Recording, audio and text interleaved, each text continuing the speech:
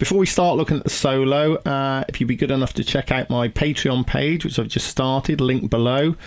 It introduces a very comprehensive and very simple system to get you up and running with chord tone soloing really fast, and it's only available on my Patreon page, totally unique, so please check that out. Right, so going over the solo at the start of the video, which I really enjoyed playing, hope you enjoyed listening to it. Let's go over that. It's in an A blues, a medium tempo A blues. So I'm going minor third to major third. Fairly classic. So 5th fret to 6th on the G. 5 to 7 on the B. And then playing the A twice. But what I actually did was this. Now you might be thinking, well, that note and that note are the same note. They are. But I can get better vibrato on here than I can here because of that. Yeah, so vibrato on the B string is easier than vibrato on the E strings. So that's why I've done that. Then I go to the minor third, and typically on the minor third, we bend it a quarter tone. So far we've got this. Then I do a bit of a BB King thing. So I'm going up to this A an octave higher. I'm raking into it. Did a video on raking a couple of videos back. And then sliding down with a bit of vibrato. And then thinking in position 2 of A minor pentatonic. Something like that. Might not be that exactly, but it's pretty much that.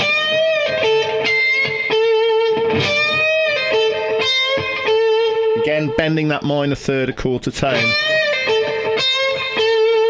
Okay, then comes the cool bit. I did this on bar 4, right? Because this is a diminished run. So the scale I'm using is this.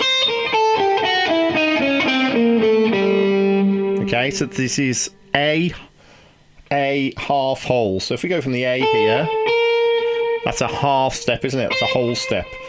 So basically from minor third, I'm going down here in whole steps and half steps. Whole step, half step, whole step, half step, whole step, etc. But it fits on the guitar really well, largely because of that B string. So I'm basically just going 8-6-5, 8-7-5, 8-6-5, 8-7-5, and I'm doing it with pull-offs. And then I go down to this note, fret 4 on the D string. Now this is important because this is the major third of the D chord, and I want to hit it on beat 1 of bar 5. Okay, so what I was doing was this.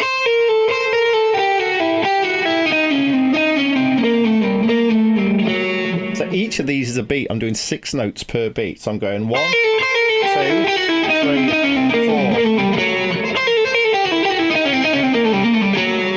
Alright, so that timing is mega important. You get that timing wrong, you hit that note in the wrong place, it just won't sound right at all. So timing is really important here. So very cool thing to do, and also quite simple. It's laid out quite simply. That's a really nice place to play that half step, whole step scale, and it works really well going from the 1 chord to the 4 chord. So you have to play it on bar 4. Okay, so when I'm over the D, I was doing this. So I'm kind of thinking like a D7 chord here. I'm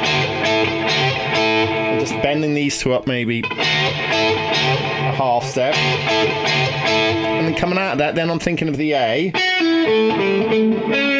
And I want to hit this note, the major third, as it comes back to the A chord. And this is now on bar 7. Yeah, that's right, yeah. So beat 1 of bar 7.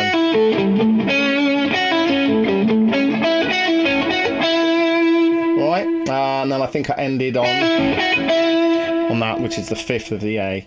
Now, going to the E, what I did was played another little diminished run, which is this. Okay, so this isn't half steps, whole steps anymore, it's just in minor thirds. So I did that. You'll hear people like Yngwie Malmsteen doing that. It's a very typical thing he does a lot, but you'll also hear it in the blues a lot. So starting off on this C sharp here, and then chromatically into the E note. I might have even done that, I can't remember. And then over the D, I did a very typical blues idea, which was this. So I'm going root, 2, minor third, major third, 5. Okay, remember over D, so then I'm going D, then the major 7th down to the flat 7th. And then I'm kind of just doing a rundown here, thinking. I'm kind of thinking a bit A Dorian-ish, really. Or I could even put the flat 5 in.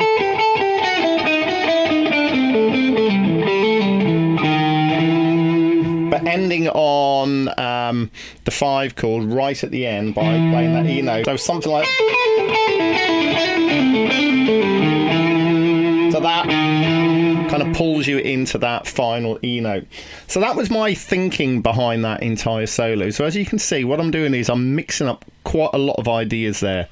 I've got minor ideas, minor pentatonic ideas. I'm often putting in the major third, moving from that minor third to major third thing.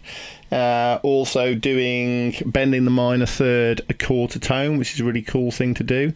Putting in diminished lines, thinking of Robben Ford, particularly from the 1 chord to the 4 chord. That's where he does it a lot, using that half whole diminished scale, starting off on the A note.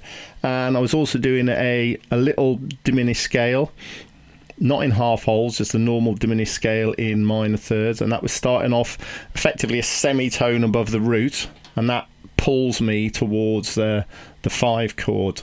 So lots of different ideas there, but it does sound really cool. Remember to get your vibrato going really well on that. That's super duper important. Have fun with that and enjoy. And please check out the Patreon page and remember to subscribe. Cheers.